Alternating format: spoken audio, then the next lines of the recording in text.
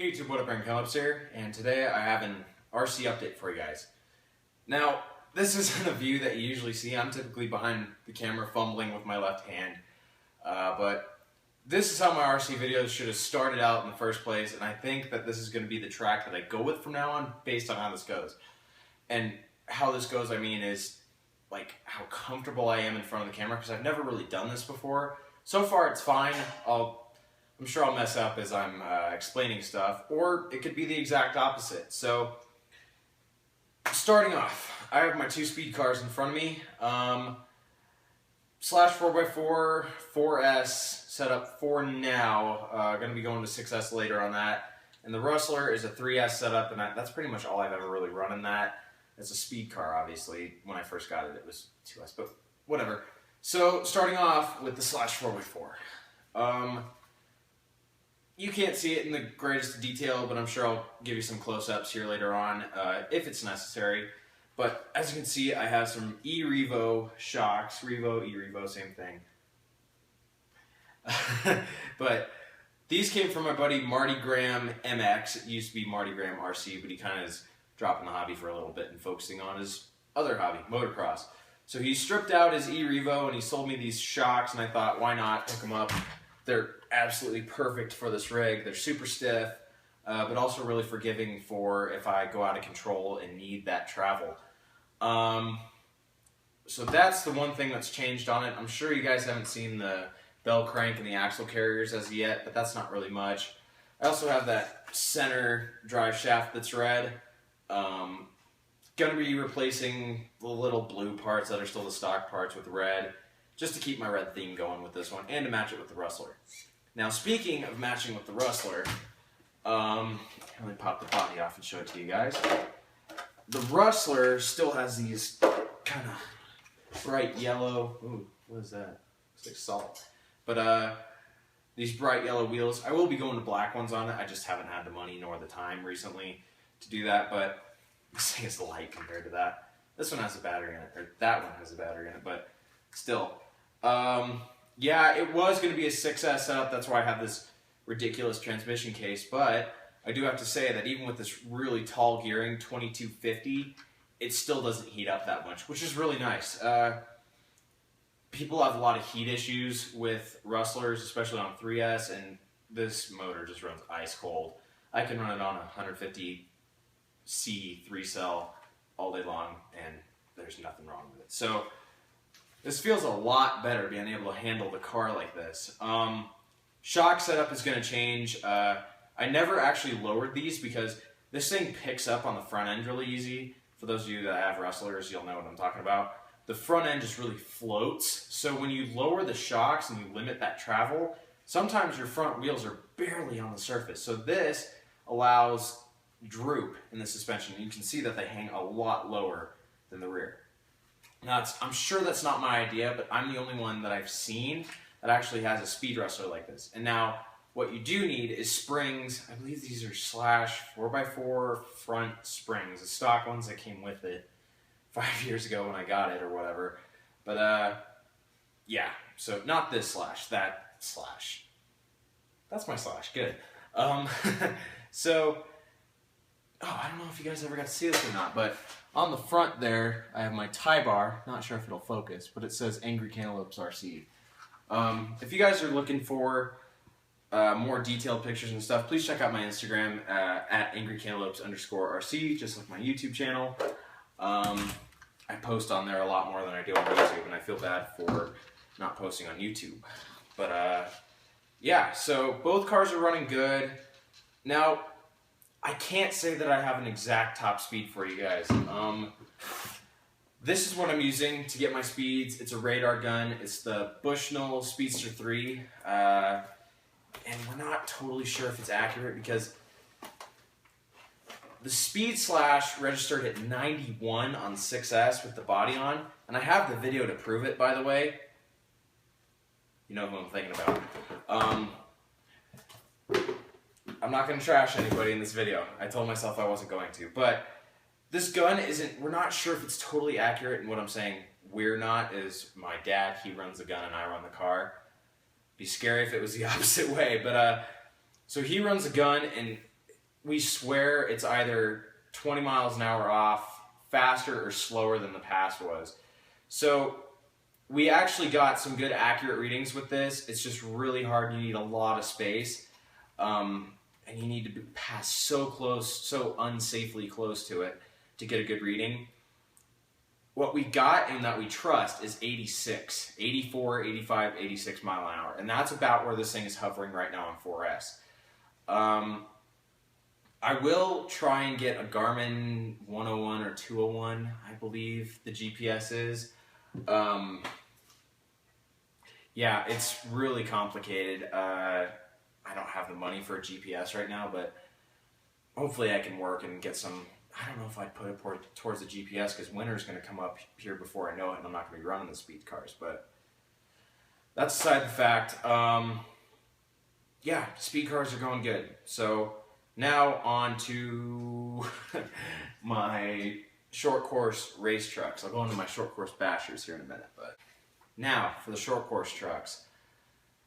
These two are running absolutely amazing. The Pro 2 is dialed. I mean, I have it set up for indoor, and I'll explain in a minute, but I have it set up for indoor, and it's really just a whole different animal outside. It seems like it's more forgiving than it is indoor when you're going back and forth a whole lot. When you're going back and forth a whole lot on the clay track at Moore, it seems like it's a really uptight driving style and you're constantly turning and just carving back and forth. But outside on this big track, there's huge straightaways, big old bermed, banked corners, and it's awesome. It's completely different. I don't prefer it and I don't not prefer it over indoor. It's just completely different. And if you're somebody who's been racing indoor or on carpet or on clay like I have for most of my life, most of my RC career at least, definitely try it. It's worth a shot as long as you're racing on a prepared surface. I mean, if you're just going to be racing in the dust, it's probably not much fun. But we set up this private track, private for now, and it's great. We could probably get 10 cars running on it. We were only running 2 Pro 2s for the time being, just testing in the backyard and whatnot, because we're really far from some tracks here in the state. But yeah, it's a lot of fun. Now I have raced my Slash outdoors before, but I've never raced it when it's in a competitive platform like it is right now. It's still a basher at heart. I mean, it's got this huge high horsepower system in it and big old batteries and whatnot, but it's fun. It's definitely a lot of fun to race outside. The only thing that was holding me back is I don't think I have the right tire setup for outdoors. These are XTR Badlands, which are really, really, really super firm. Still soft, but the tread gaps in them, they're really, in my mind, they're really meant for nasty, dirty, mucky, wet stuff. Mud, essentially. Because they're motocross treads, essentially. So that's what I got them for, is because everything has been so just gross and rainy here in Colorado. But it didn't hold the truck back too much, other than I was lacking a little bit of, or I had a lot of oversteer in the corners. I was spinning out a little bit, but that's adjustable. I'm going to get some suppressors and an M3 compound for this guy. Try those out on that track. But yeah, so that's the Slash 4x4. Now to the man of the hour. I'm just going to put this guy on the floor. The Pro 2. Now, I've never, ever raced this thing outside, and I have to say I was really impressed with its performance outdoor, as well as I am indoor. It's a lot, not a lot more fun, it's a lot different kind of fun to take it outside where you have straightaways that are sometimes 80, 90 feet long, and then you have these huge corners, and it's you're not back and forth all the time. And I'm not saying that either of those is a good or a bad thing. They're both good things, I guess. It's just a completely different style of racing, and I've never really tried it before, and I actually like it, and I want to do it some more. So I thought that it would just kind of be a meh thing, that I would just do it and do it because, but I actually did it, and now I want to do it again because it was that great. So, yeah, Pro 2 dialed. If you want to see some more detail on this kit, I'm not going to go into too much in this video, but you can see all the upgrades and everything that I've done to it to get it to a really, really, really, really competitive platform. In my, I believe it's my May RC update, when I was still using the camera like this. I actually like this a little bit more. It feels more formal, for sure. So, yeah, that's the Pro 2. I'm actually starting to see a lot more of them pop up here and there. More people are racing the Pro 2 kits, which is nice. It's nice to see that my team is making their mark in my home state, which is nice. So yeah, Pro 2, awesome kit. Cannot be happier with it. Now, for the Yeti. This thing, oh shit, it gave me the biggest headache for the longest time. It was really frustrating to get this thing going, but man, it looks good now. It just, that body turned out awesome. These tires are awesome. I love that they rub, by the way, haters. Excuse me, my throat got dry there for a sec. But, yeah, these are the Proline flat irons in the orange compound. I don't know what specifically the orange compound is, but these are the flat iron XLs in the orange compound. Stock foams and everything. They're great tires, I must say so myself. Especially on the Yeti. They pick up on just about everything. Rocks, dirt, mud, grass, sand, carpet. Don't ask how I know that, Mom. Yeah, so quick thing with this guy. You can see all my aluminum upgrades on the underside. Those are from, my light bucket fell out. Those are from Asia Tees Hobbies. I'm going to be honest, they're okay. I was really ecstatic about it when I got them. I mean, I'm going to be brutally honest. They're not that great. It's a cheapy aluminum. They're holding up for now, but I mean, they're just falling apart. I mean, this aluminum is super soft. So the holes are getting rounded out where the shocks mount, and this center drive shaft, though, is great. It's holding up really good. I believe it's a GPM steel drive shaft. It's awesome. So aluminum didn't hold up to my expectations, but I mean, what are you going to do? So I'll have to look into getting the axial ones that are braced. I just wish they weren't that gunmetal gold kind of color. But yeah, that's the Yeti. I still haven't stickered up the body. Just goes to show you guys how busy I've been. I don't know if there's really anything under the body worth explaining. So people are wondering, yeah, this is something I can explain real quick. People are wondering why I don't use my sponsorship to get crawler tires and stuff. And it's because I don't feel like that's really fair. I'm supposed to be out racing those. I'm not. This is my leisure time. This is stuff I'm just doing to goof around. I don't think that that's fair that I'm taking advantage of my sponsor and getting not free, but cheap tires. So for any of you guys that have sponsors, you'd understand. That's just something that I wanted to put out there. It's my leisure time. I don't feel like that they should be paying for, per se, my leisure time and my free form kind of RC stuff. But yep, that's Yeti. I'm going to try and see if there's U4 races out here anywhere. See if I can get into that. But I just want to try it. Like I said, I'm trying to do a little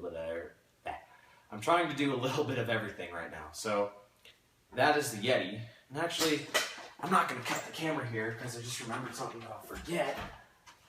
Might have just forgot it. The Wraith. Now, this guy was kind of a turd for a little bit. I stripped the transmission gears in it. Not a big problem. I mean, it was kind of annoying because I was in Yellowstone at the time, and this was like the only car I could run there in our little campsite over the rocks and whatnot. But it was fine. I still enjoyed my time there.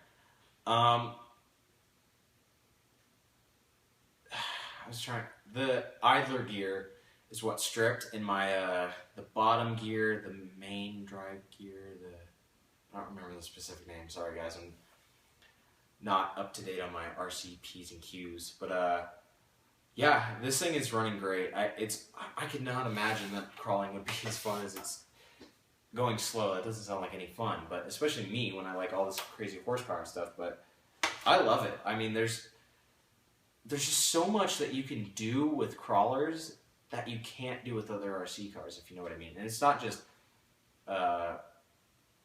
working ability; it's just what you can do to them working on them. Like, it's just cool. I mean, this is more about weight distribution and being more kind of technical than mechanical, if you know what I'm saying. Still, yeah, sure, there's still mechanics to them and whatnot, but like here, I did do the battery forward mod, and I'll actually show that to you guys really quickly, just before I end this little clip here. But I think I actually have a battery in there. Yep, perfect. So, as you guys can see, I moved the battery up front here. It's my Max Amps 3-cell. And, my bead slipped again. These Axial beads kind of stink. Sorry, Axial. But, yeah, so it's running good. I like being able to, it's funny how the front suspension looks all sag now because the battery's up there, but I like it. I didn't think I would like crawling, but I do. And I think I'm going to stick with it, and I might actually get an SCX-10 because I like this so much and get something a little bit more scale. But yeah, Wraith, if you're looking to get into crawling, definitely get a Wraith first. I think you'll enjoy it. I don't know anybody who wouldn't enjoy this. But if you're one of those people who gets bored of something really easily, don't do it. But if you're somebody that likes toying with stuff and just getting better at, like me, I just like toying with any kind of RC car and making it perform to the best of its ability without going to an absolute extreme. Oops. But, so, yeah, Wraith I'm trying to keep pretty simple. That's what I was trying to say there. So, yeah. That's a Wraith.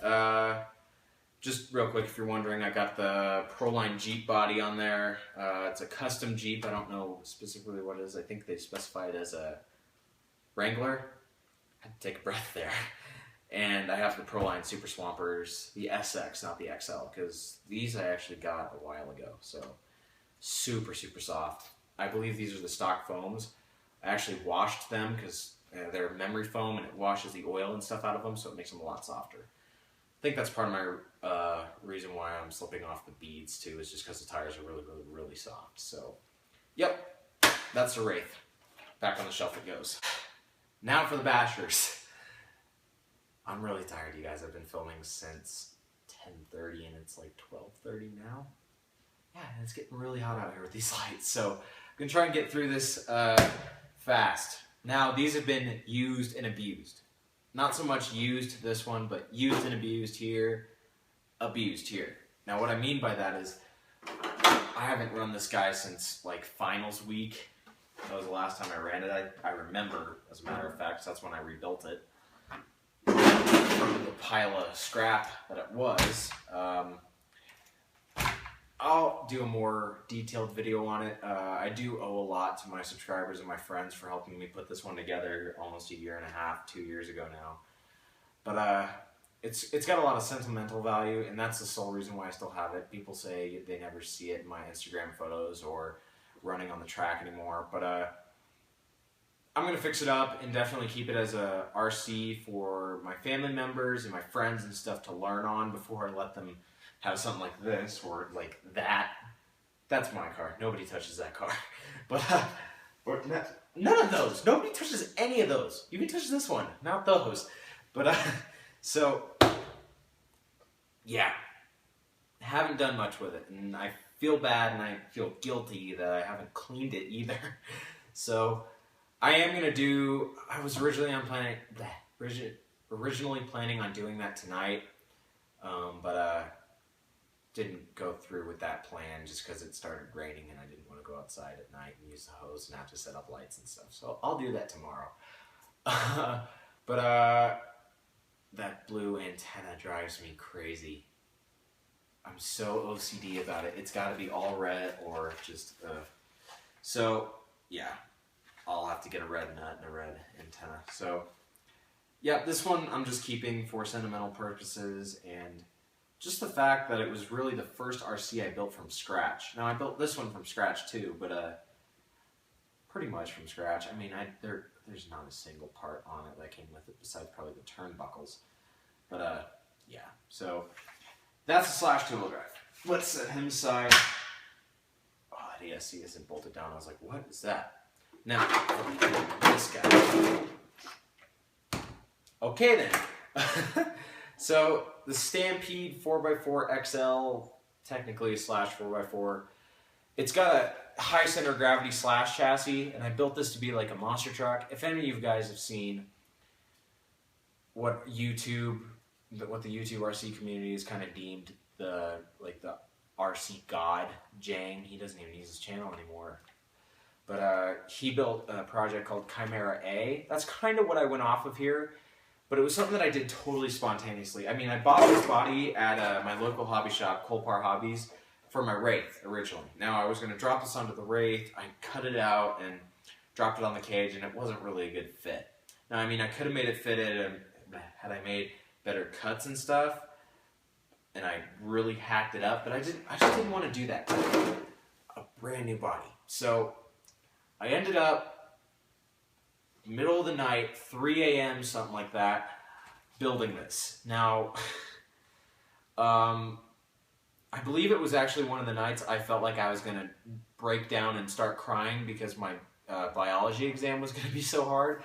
So I came up here to chill out and just play with RCs for 30 minutes. I ended up doing this. It wasn't that night, don't get me wrong. It was just I was studying way beforehand, stressing myself out way too much, but beside the fact, Stampede XL happened, and don't regret it. It's awesome. I was seriously considering getting rid of my Stampede 4x4 just because that short little chassis, I mean, it just went on its back every time you gave it gas. But now, it's just tuned. It's so perfectly tuned for bashing. It's got, now, these are not bashing shocks by any means, what people think, but the Proline Power Strokes are so durable. One of these sets is a year old, and that's a rear, and it's because I actually really busted the crap out of my old set of rears, and these are the original ones that I bought 2-3 years ago now. So yeah, that was when my stuff was all the way back over on that side of the garage, so all the way over there. But yeah, Tekno drive shafts, that's what's wrong with that. The Tekno, they're super durable. Don't get me wrong, they're probably the most durable drive shafts on the market. I'd say even after this Traxxas CVDs, even though they cost, what, 20 bucks less for a set of 4, they're like average. I see them for about 40 bucks. I've seen them as low as 30 though, for a set of 2. They're phenomenal. That you cannot beat these drive shafts. Nobody makes a hop up or upgrade that's as durable and as long lasting as these. Now, what I mean by long lasting is I've had the rears for about 2 years, and I was running Traxxas steel CVDs up front. This was back when I was really impatient. Still am, but not as bad. I've worked on it. So, yeah, definitely going a lot better with breakages. The Traxxas steel CVDs are great until you get to this lower stub axle. Sorry guys, I really need to brush up on my P's and Q's here. I keep forgetting names of stuff. But those lower stub axles on the Traxxas ones, I think it's just because they're too thin and they snap. These ones are really big around and they're just super durable. So that's my 2 cents on Tekno and this thing. So it's a great rig. Everything about it I love now. It's just a fun rig that if I'm going to take out, this one is like one I can let my friends drive and stuff. Because people want to know what I'm about and want to know what the hobby is. And actually, having rigs that are really nice like this is what encourages people to get into it. I mean, if you let somebody drive a stock Slash, it's not going to be wow factor, but that's a side fact. That'll be in a later video, how to get somebody into RC or something like that, or why I've stayed in RC. So, yep, that's the Stampede XL / 4x4 basher deal. Yeah, it's a fun car. Really fun car. So, that pretty much wraps up this video, you guys. Thanks for watching. Just remember to leave a like on this video and rate, comment, and subscribe. I enjoy all of your feedback. A share would be greatly, greatly appreciated. And I appreciate every single one of you guys that are subscribing to this channel. It's been a long run, and I'm not planning on quitting anytime soon. Having a lot of fun with this hobby, enjoying every single different aspect, whether it be racing, speed, crawling, bashing, just the whole hobby is fun. And it's been great. It wasn't too great a little while ago. It's pretty great right now. And I have you guys to thank for that. So thank you so much. This video has felt a lot better. I feel like I can make a lot more videos now with this style. Felt a little awkward, you could tell probably when I started filming. It's better. I like this. So I rambled on too long. Thanks you guys. See you later.